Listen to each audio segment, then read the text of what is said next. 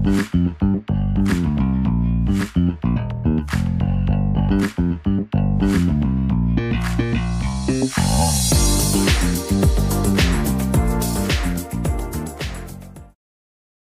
KN, senang sekali Kanwil DJKN Riau, Sumatera Barat, dan Kepulauan Riau dapat kembali menyapa Sobat KN sekalian dalam acara Tanjak, tanya jawab seputar kekayaan negara. Nah, bersama saya Medina Handike yang akan membantu Sobat KN untuk menggali informasi dari para narasumber yang terpercaya. Nah, dalam kesempatan kali ini kita akan melakukan tanya jawab kekayaan negara, di mana kita akan ngobrol seputar penilaian. Telah hadir bersama kita di sini para pejabat fungsional penilai pemerintah pada Kanwil DJKN Riau, Sumatera Barat, dan Kepulauan Riau. Yang pertama ada Bapak Yanwar Rizky Sumardianto, penilai pemerintah ahli muda pada Kanwil DJKN Riau, Sumatera Barat, dan Kepulauan Riau. Selanjutnya juga ada Bapak Aulia Rahman, penilai pemerintah ahli pertama pada Kanwil DJKN Riau, Sumatera Barat, dan Kepulauan Riau. Selamat bergabung Bapak-Bapak semuanya. Terima kasih. Nah, langsung aja kali ya, aku mau gali-gali dari Bapak-Bapak sekalian. Nah, Bapak-Bapak ini kan pejabat fungsional penilai pemerintah nih di Kanwil Direktorat Jenderal Kekayaan Negara. Nah, sebenarnya apa sih hubungan antara penilaian sendiri dengan kekayaan negara? Mungkin bisa dari Bapak. Oke, nggak Bang Aul dulu, saya dulu. Oh, Pak Rizky dulu deh. Ya. Jadi gini, penilaian itu salah satu bagian dari siklus pengelolaan kekayaan negara. Siklus pengelolaan kekayaan negara itu kalau kita lihat di PP 27 tahun 2014 tentang pengelolaan barang milik negara daerah, ada mulai dari perencanaan, penganggaran, sampai dengan pemindah tanganan, pemanfaatan, penghapusan, terus terakhir pemusnahan. Nah, penilaian itu adalah proses diantaranya itu. Jadi penilaian itu kegiatan, salah satu kegiatan untuk memberikan opini nilai. Jadi misal nanti terkait dengan penata usahaan, biasanya kan untuk mencatat itu diperlukan nilai. Selain nilai perolehan ya dari hasil perolehan, juga bisa dari hasil penilaian tadi dengan nilai wajar. Kemudian ada kalau pemanfaatan biasanya sewa kayak gitu. Atau misalkan barang itu udah nggak dipakai lagi, mau dijual melalui lelang, nah diperlukan proses penilaian seperti itu Keke. Jadi bagian di antara itu di tengah-tengah itu.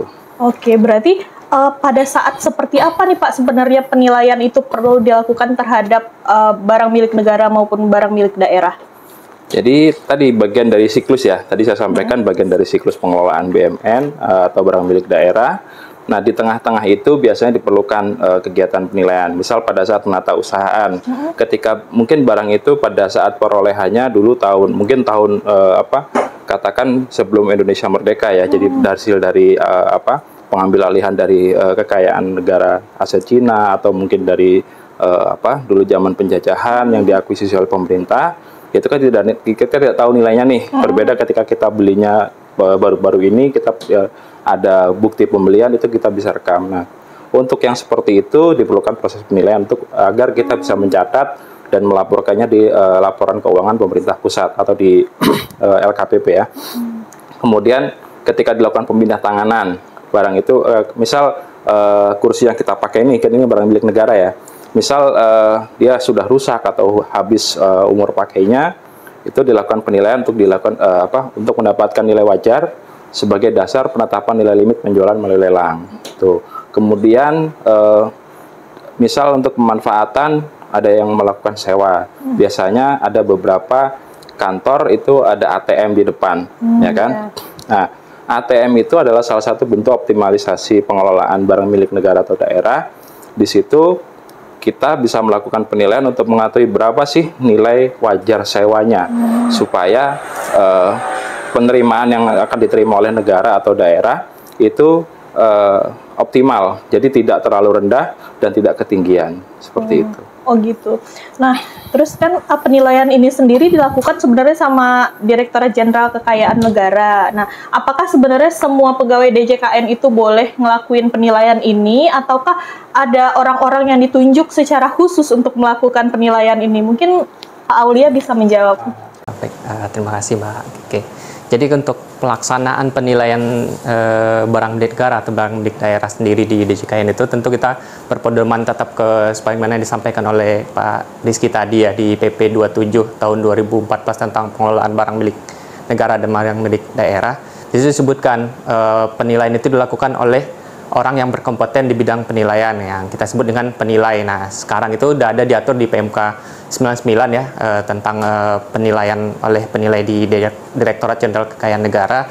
Di situ disebutkan penilai itu terdiri dari pejabat fungsional penilai maupun dari analis keuangan negara untuk bidang penilaian. Nah, nanti yang akan melakukan penilaian untuk barang milik negara atau barang milik daerah di lingkungan Direktorat Jenderal Kekayaan Negara yaitu penilai yang berkompeten dan memiliki SK Menteri Keuangan.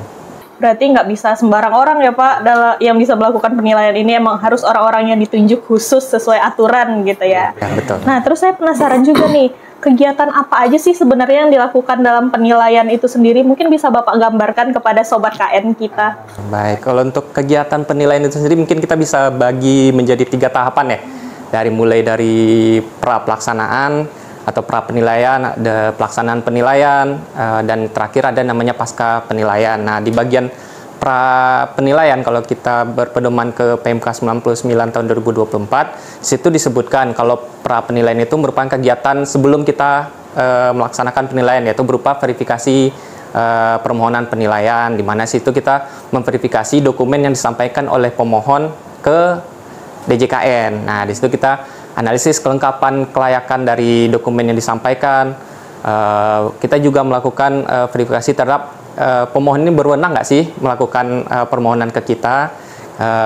Kedua juga kita melakukan verifikasi terhadap kewenangan dari pimpinan yang menugaskan. Karena kan di DJKN kan ada penilai pemerintah itu ada di Direktorat Penilaian, ada di Kanwil maupun ada di KPKNL di kantor pelayanan. Nah, itu verifikasi dilakukan terhadap ini yang berwenang nggak, yang berwenang untuk menugaskan siapa. Nah, itu juga kita lakukan verifikasi. Terakhir terkait dengan kelengkapan dan kelayakan dari dokumen yang disampaikan. Nah, itu di bagian dari pra penilaian sebelum kita melakukan penilaian. Ketika berkas permohonan dan dokumen yang disampaikan ke Kanwil, ke Direktorat maupun ke KPKNL itu lengkap, nah maka dilanjutkan dengan kegiatan yang namanya penilaian. Nah, itulah intinya, di tengah-tengah itu ada penilaian. Nah, sebelum kita melakukan penilaian itu sendiri, kita juga memahami ini maksud dari permohonannya mau tujuannya untuk apa, seperti yang dijelaskan oleh Pak Rizky tadi. Kita tentukan jenis nilai apa yang akan kita hasilkan nanti. Nah, setelah kita tahu nih nilai apa aja yang kita sampaikan ke pemohon, nilai wajar kah, nilai pasar ataupun nilai likuidasi dan nilai lainnya yang diatur di peraturan, kita akan melakukan yang namanya pengumpulan data dan informasi. Nah, di dalamnya salah satunya ada kegiatan survei lapangan. Selanjutnya kita melakukan analisis data dan informasi yang kita dapatkan, kita melakukan pemilihan pendekatan yang akan digunakan, lalu kita penyusunan laporan, dan terakhir nanti tentu simpulan nilai yang akan kita sampaikan ke pemohon. Nah, terakhir di pasca penilaian, ini setelah laporan jadi dan disampaikan ke pemohon, tentu adanya kendali mutu ya, kita sebutnya ada menggunakan kegiatan kaji ulang ya, di mana itu kaji ulang dilakukan secara berjenjang. Jadi laporan yang dihasilkan oleh tim penilai akan direview atau dikaji ulang oleh pembina di atasnya. Nah, dan itu juga di pasca penilaian itu juga diatur terkait tentang perpanjangan masa berlaku laporan, dan juga ada yang namanya expose. Nanti pemohon dapat melakukan pengajuan untuk hasil penilaian ini dipaparkan ke mereka. Nah, itu juga masuk ke bagian kegiatan pasca penilaian. Mungkin itu 3 tata cara atau pelaksanaan penilaian ya, dari pra penilaiannya sendiri dan pasca penilaian. Cukup panjang juga ya ternyata tahapannya. Nah, tadi sempat disinggung nih sama Pak Aulia terkait dengan pengumpulan data dan informasi Pak Rizky. Nah, salah satunya itu survei ya kalau nggak salah. Nah, survei itu maksudnya gimana sih? Apakah kayak survei kepuasan pelanggan yang biasa kita lakukan di mall-mall, atau gimana maksudnya survei itu? Jadi survei itu sama seperti itu ya, cuman tujuannya berbeda. Karena ini kan tujuannya adalah dalam rangka penilaian. Tentu tujuan survei itu adalah memastikan kecocokan datanya. Jadi tadi kan disampaikan Bang Aul ya pada saat kegiatan pra penilaian ya. Jadi di kegiatan pra penilaian kan kita verifikasi nih permohonannya, objeknya apa, dokumennya lengkap atau tidak. Nah, ketika kita survei lapangan itu kita mencocokkan datanya dengan kondisi objek di lapangan. Jadi kalau misalkan biasanya kalau ibu-ibu biasanya ke pasar kan, kalau nggak pegang langsung barangnya itu kan nggak cocok kan. Nah, atau walaupun sekarang secara teknologi juga sudah maju ya, dari marketplace pun bisa, cuman tetap memang untuk kegiatan penilaian itu tetap harus dilakukan survei tadi, survei lapangan, baik secara langsung maupun tidak langsung. Nah, survei langsung itu berarti kita datang langsung ke tempat objek penilaiannya, kita lihat, kita pegang gitu kan, atau kita amati, kita cocokkan dengan kondisi ya pada saat dilaporkan ke kita di dokumen pra permohonan tadi ya. Kemudian kita cocokkan sesuai atau tidak. Kemudian dari kegiatan survei lapangan itu juga termasuk dengan kegiatan pencarian data pembanding. Jadi misal kita contohkan katakan vas bunga inilah ya. Jadi kan kita udah tahu nih kondisi vasnya seperti ini. Nah, supaya kita tahu nilainya berapa, kita kan nanti ke ke pasar atau ke toko, kita cari misal yang kondisinya mirip gitu kan. Nah, itulah kegiatan survei lapangan tadi. Jadi kita mencocokkan antara kondisi objek itu secara langsung ya, kondisi survei lapangan secara langsung itu tadi. Jadi kita cocokkan kondisi objeknya, objek penilaiannya, kemudian dengan objek pembandingnya. Itu kalau kita menggunakan pendekatan pasar. Nah, kalau survei lapangan secara tidak langsung, itu kita biasanya itu karena ada beberapa kondisi. Misal karena ada kondisi bencana, seperti dulu kita sempat COVID ya, kita kan tidak boleh bepergian. Tapi kegiatan penilaian tetap harus jalan. Nah, itu biasanya dulu kami untuk kondisi seperti itu difasilitasi dengan kegiatan survei lapangan secara tidak langsung. Jadi kita bisa menggunakan teknologi, kita menggunakan gadget.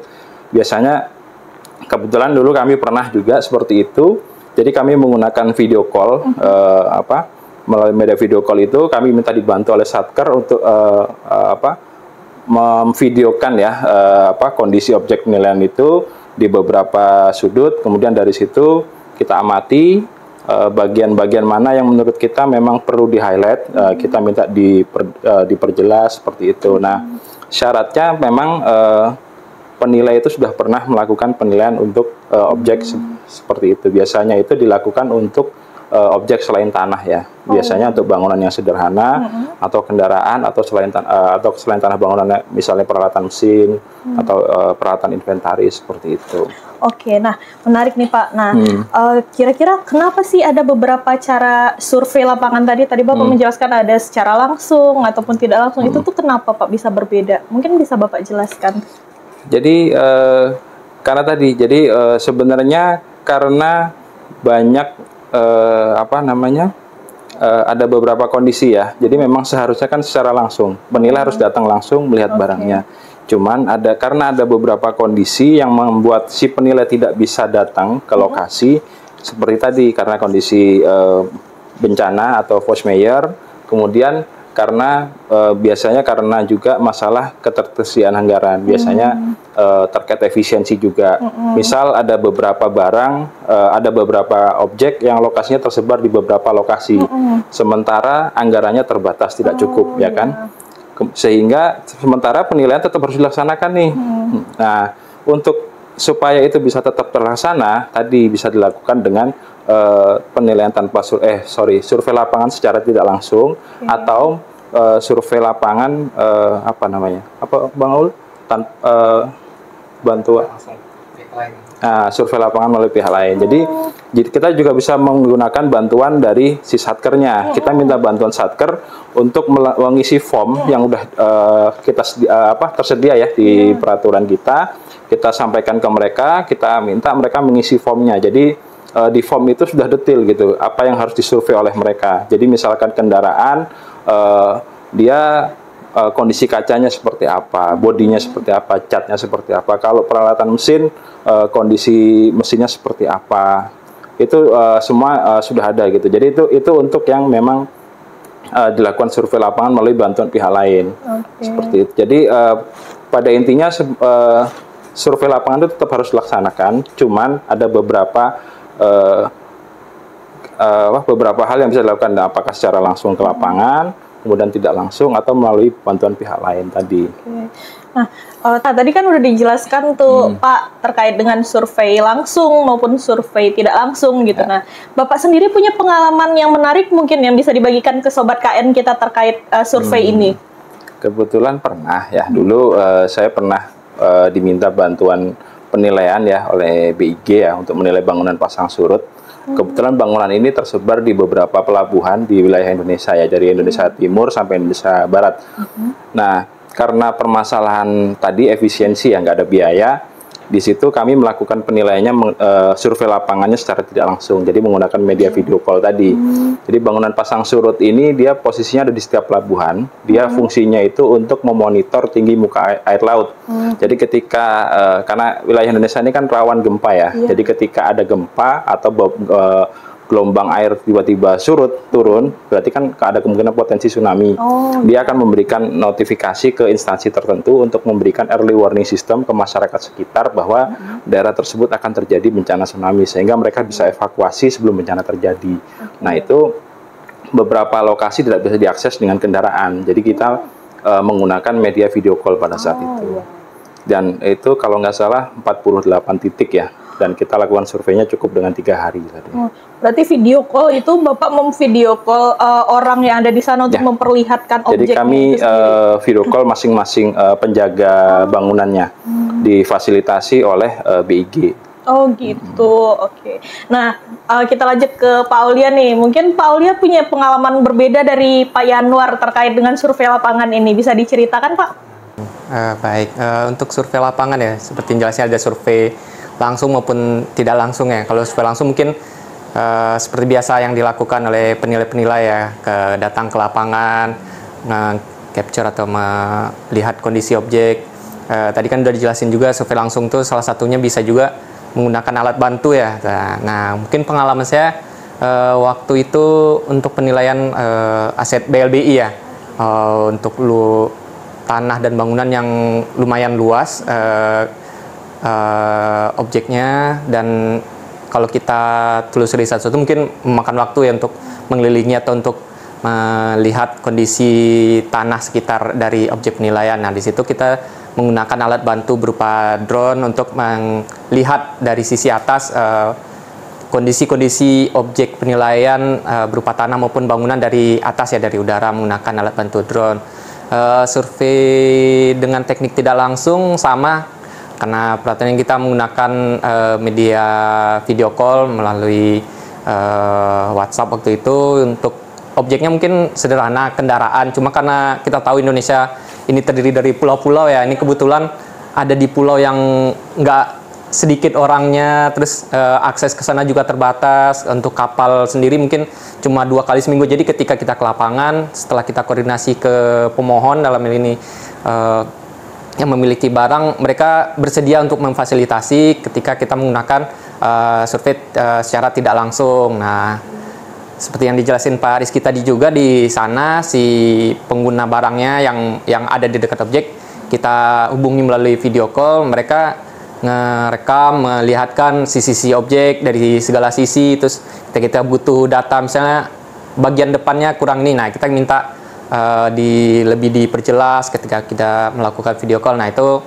mungkin pengalaman ya untuk survei penilaian secara langsung menggunakan alat bantu maupun survei lapangan secara tidak langsung yang menggunakan media video call tadi. Berarti sebenarnya survei itu lazimnya dilakukan secara langsung, tapi pada saat-saat tertentu yang memang tidak bisa dilakukan secara langsung, saat itulah kita menggunakan teknik yang tidak langsung tadi gitu ya Pak. Nah, menarik sekali ya Sobat KN materi kita pada hari ini, perbincangan kita. Nah, terima kasih nih kita ucapkan kepada narasumber yang sudah sharing ilmunya dengan kita. Sampai ketemu lagi Sobat KN di episode Tanja selanjutnya. Bye-bye!